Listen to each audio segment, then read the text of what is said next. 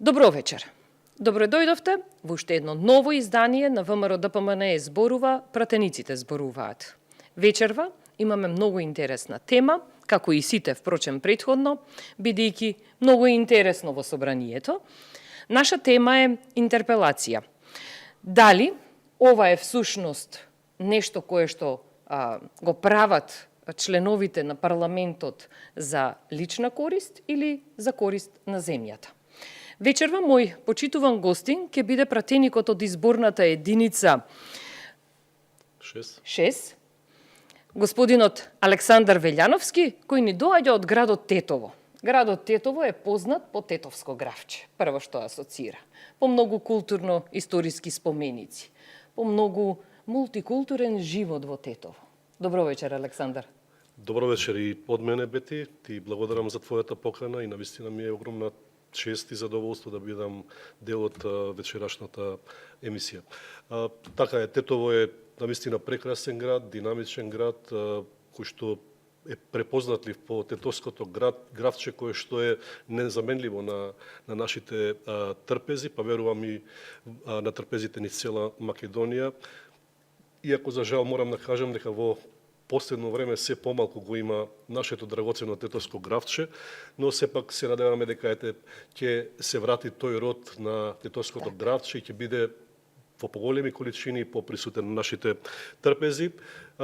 Тетово е навистина динамичен град, никогаш не е досадно во Тетово, секогаш има по некоја интересна содржина, така да ние како тетовчани се гордееме со нашиот град, вложуваме многу во неговиот напредок, навистина Тетово се урбанизира, Тетово се модернизира, иако се уште патиме со оние детски болести како што се проблеми со сообраќајот, понекогаш и со урбанистичката мафија и со другите проблеми кои што ги имаат и сите други градови, но сепак Тетово е еден град кој што има многу содржини, кој што ветува убав живот за граѓаните. Така.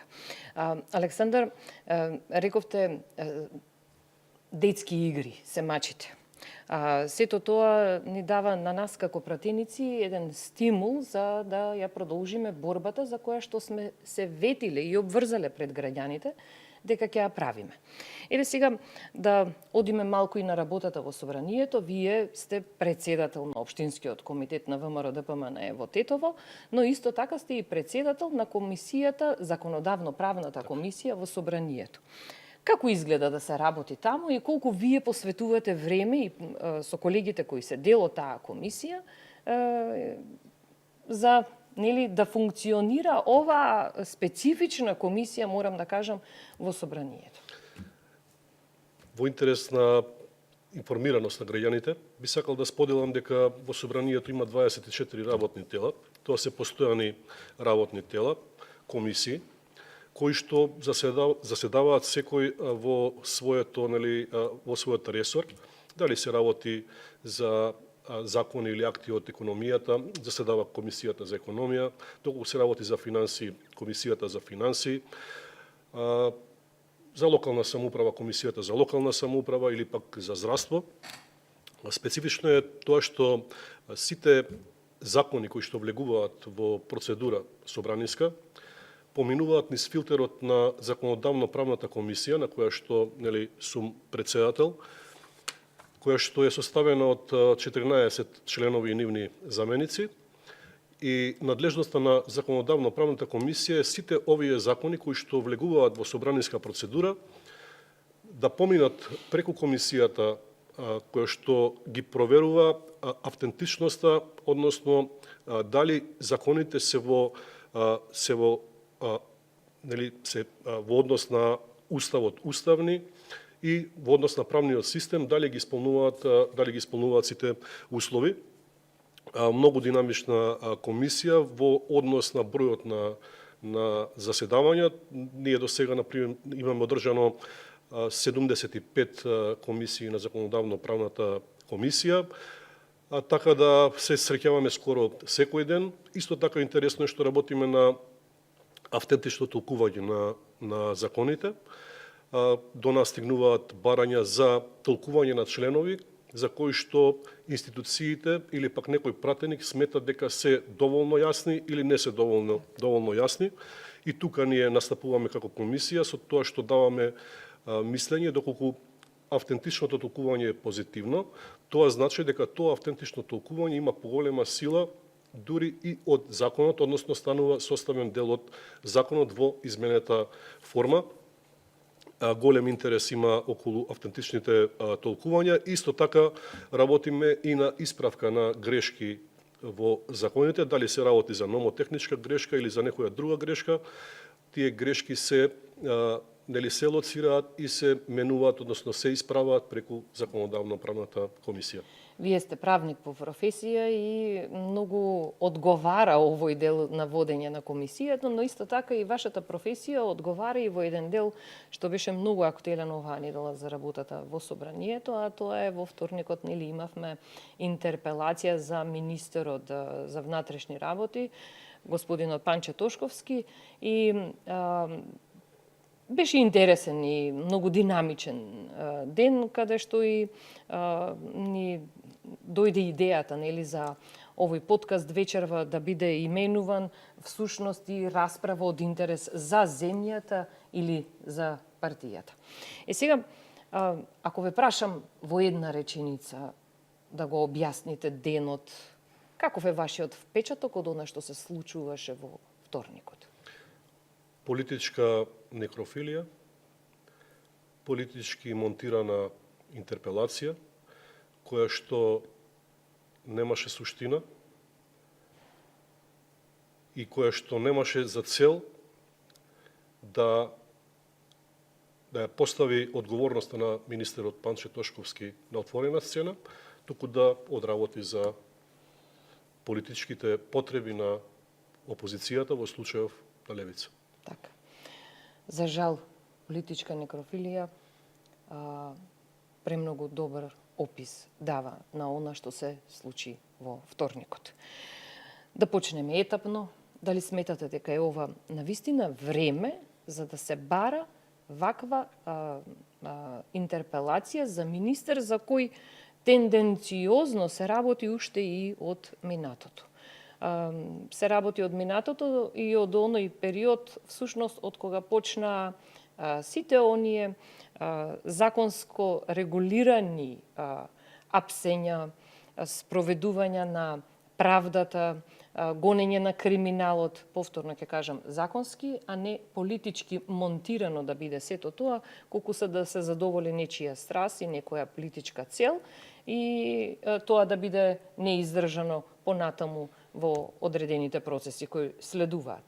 Дали беше време да се направи тоа? Не, дефинитивно не беше време за да се поднесе една ваква интерпелација, која што очигледно беше инструмент на ДУИ и на Социјалдемократскиот сојуз преку пионот Димитар Апасиев, претседателот на Левица, да се стави на тапет личноста на Панче Тошковски. Ова не беше таргетирано кон неговата функција, неговите надлежности, затоа што и претседателот на Левица, кој што е правник, добро ги знае надлежностите на министерот за внатрешни работи, кои што не кореспондираат со она што беше наведено во интерпелацијата како аргументација за тоа зашто е поднесена. За да информирам јавноста дека интерпелацијата представува еден уставно правен инструмент кој што им дава можност на пратениците, најчесто пратениците од опозицијата, да ја контролираат работата на министрите, односно на владата. Таа најчесто е насочена кон работата на еден министер, може да бидат и повеќе министри во прашање. Целта е преку таа интерпелација да се провери работата на министерот во одреден период или на министрите или на владата, а конечната цел е да дојде до дестабилизација, односно до пат на владата, еве, така народски кажано.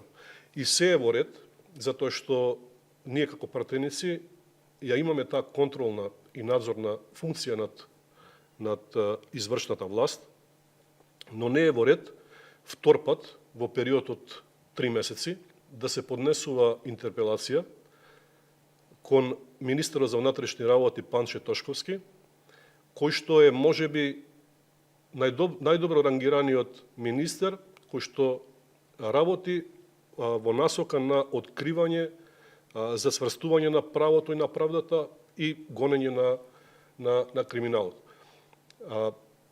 Навистина, периодов кој што измине, кој што е позади нас, сите сме сведоци дека имаше безброј на акции каде што полицијата се справуваше со криминалот, со корупцијата, да започнеме од апсењето на мафијашки структури кои што беа страф и трепет за граѓаните.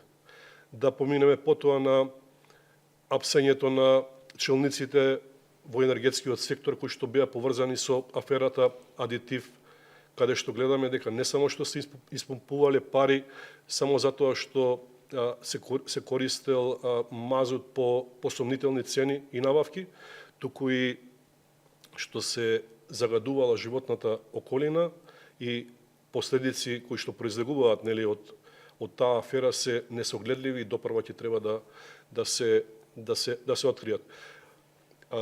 Понатаму акцијата која што се случи, последната можам да потсетам јавноста со апсењето и приведувањето на лекари од кои што биле вмешани во издавање на извештаи, мислења и одлуки носење во однос на користење на туѓа нега и во однос на давање на боледување на инвалидски. Исто така би сакал да ја потсетам јавноста да провери колку дисциплински постапки има против полицајци во изминатиот период, кои што се огрешиле на правилникот за работа на полицијата, односно кои се впуштиле во некој криминал. Тоа се јавно објавени податоци кои што може да ги види министерот, да ги види јавноста, се извинувам. Тоа е одлика на една неприкосновена борба против криминалот и едно настојување да се воведе ред во работата на Министерството за внатрешни работи. Како што беше кажано и на седницата за интерпелацијата, ние можеме да се бориме против криминалот и корупцијата, но сепак не може да се надеваме дека тој криминал и таа корупција за секогаш ќе исчезнат. Работата на Министерот за внатрешни работи е да постави ред во работите на Министерството за внатрешни работи, понатаму во полициските станици, во секторите за внатрешни работи, во проблемите кои што се поголеми, а што се однесуваат на сообраќајните несреќи и на бројот на жртви кои што ги имаме од тие сообраќајни несреќи. Потоа да се намалат бројот на девијантни однесувања, бројот на убиства, за кои што Министерот за внатрешни работи транспарентно на говорница кажа дека се намалени, со што на некој начин ја потврди лагата на опозицијата дека не се работи транспарентно, ефикасно и ефективно.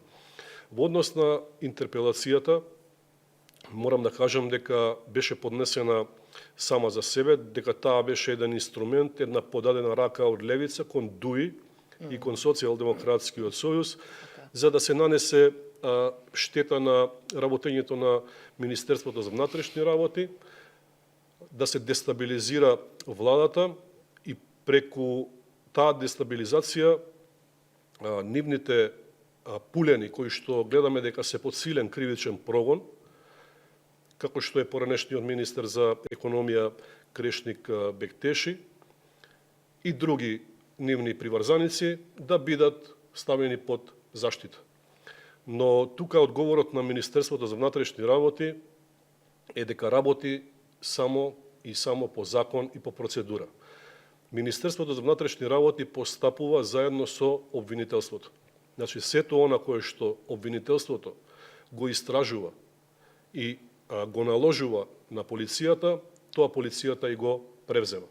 По тоа дека нема селективност, може да се види по тоа кој се е уапсен, односно кој се е осомничен и кој се беше однесен во притвор. Може да се види дека помеѓу осомничените има сегашен градоначалник, има сегашен директор на државната на дирекцијата за заштита и спасување. Министер. Има сегашен министер, што значи дека не се работи за неселективна, не се работи за селективна борба против криминалот и корупцијата, туку се работи за неселективна борба против криминалот и корупцијата со почитување на пресумпцијата на невиноста, односно со почитување на тоа дека никој не е виновен и не може да биде прогласен за виновен се додека нема правосилна пресуда по однос на тоа. Се на се, како што кажав, вторникот беше навистина тежок за гледање. Јас сакам да искористам и оваа прилика уште еднаш да го искажам моето длабоко сочувство и жалење за сето она што се случи во Качани. Навистина сите сочувствуваме со болката на нашите сограѓани и даваме максимална поддршка на органите на прогонот и на обвинителството, и на полицијата, и на судовите да продолжат безкомпромисно да се борат за да вистината еднаш за сегогаш излезе на површина. Ова што се случи во Кочани е навистина голем удар за Македонија.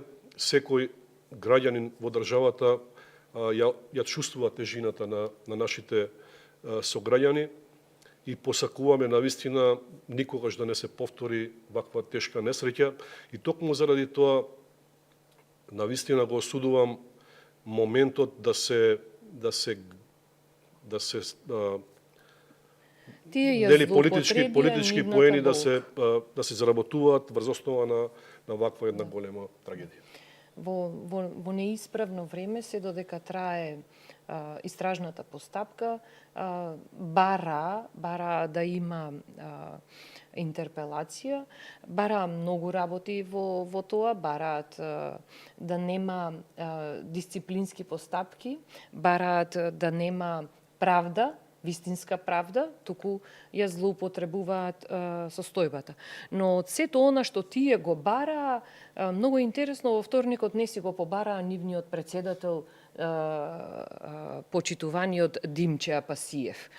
Јас морам да се искористам со документот од интерпелацијата која тие ја поднесоа во собранието и почитувана јавност на подписите кои се дадени овде за и да има воопшто во собраниска процедура ваква постапка, прв подпишан е колегата Димче Апасиев.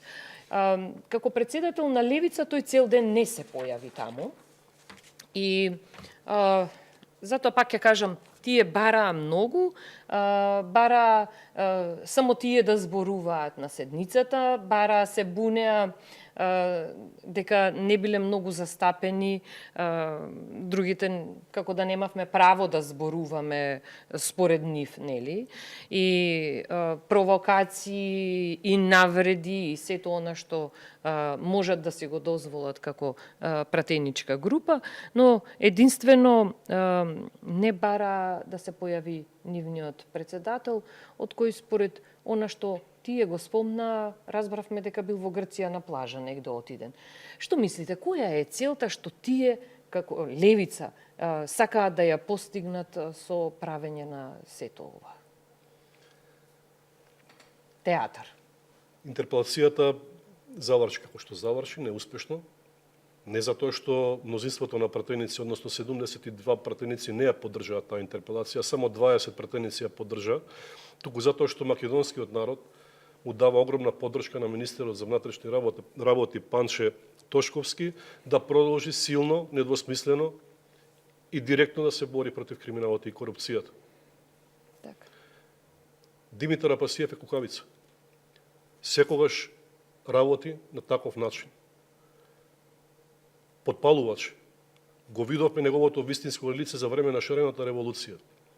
Димитар Апасиев беше еден од предводниците на шарената револуција, а после тоа беше близок соработник на Катица Јанева, за која работа земаше и нели, Така. хонорари дебели кои што ги плаќаат граѓаните на Република Македонија. Димитар Апасиев не се појави на седница. Според мене, поради две причини. Првата причина е стравот да се соочи аргументирано, со факти и со докази, со министерот за внатрешни работи, кој што добро знае што работи и како работи Димитар Апасиев, а втората работа е затоа што немаше доволно храброст и сила да излезе пред оние родители кои што ронеа солзи за своите изгубени чеда, а кои што на некој начин ги инструираше да реагираат на тој начин. Така. Ги користи, ги злоупотребува сите можни ситуации, го попречува владењето на правото. Бидејќи повикуваат на селективност, како што кажавте, што и не е точно. Заклучивме од многу докази дека нема селективност во истрагата, дека е оставено и еднаш за секогаш системот да проба да функционира и да владее правото во државата. Дали е исправно да се бара политичка одговорност за пропусти во минатото?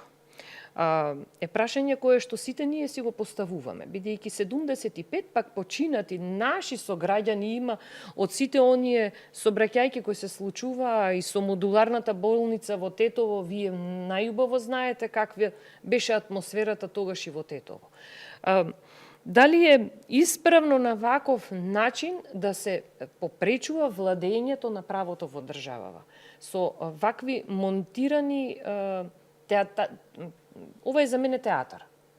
Тие само прават театар колку да постигнат еден лайк плюс, едно споделување плюс и денот да заврши. А што понатаму?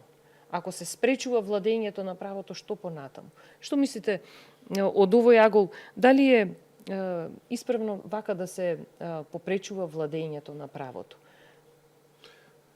Мислам дека се злоупотреби институтот интерпелација, инструментот интерпелација, апсолутно во теке истрагата. Поднесени се 4 кривични пријави, осомничени се над 70 лица. 4 кривични пријави се поднесени од страна на Министерството за внатрешни работи. Само да ја подсетам јавноста и оние што не гледаат, дека вкупно поднесени кривични пријави за несреќата со модуларната болница во Тетово, за Беса Транс и за Дурмо Тур се нула. Нула кривични пријави поднесе Министерството за внатрешни работи под раководство на Оливер Спасовски за оно што се случи во овие несреќи. Едноставно, системот, како и до сега, е напуштен и никогаш повеќе нема да биде вратен, затоа што граѓаните бараат право и правда, бараат соочување со криминалот и корупцијата, бараат подобар живот за себе и функционални институции. Вие гледате дека неселективната борба продолжува насекаде, по сите институции, и треба добро да се позамисли секој оној кој што планира да се огреши со законот, или пак одел против законот во минатото, да размисли дека и него правдата ќе го стигне многу скоро. Така да, јас навистина ја поздравувам работата на министерот за внатрешни работи и ги осудувам сите облици на мешање во истрагата, попречување на истрагата, затоа што сега на обвинителството, на полицијата и на судовите им е потребен мирен политички терен, односно една сплотеност на политичарите кои што треба да обезбедат погодна клима, атмосфера, да се води една независна, транспарентна судска постапка.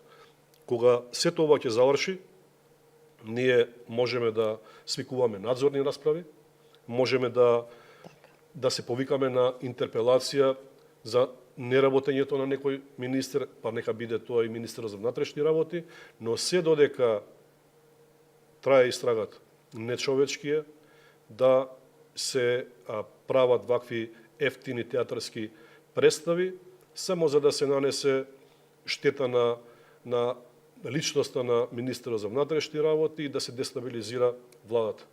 Так.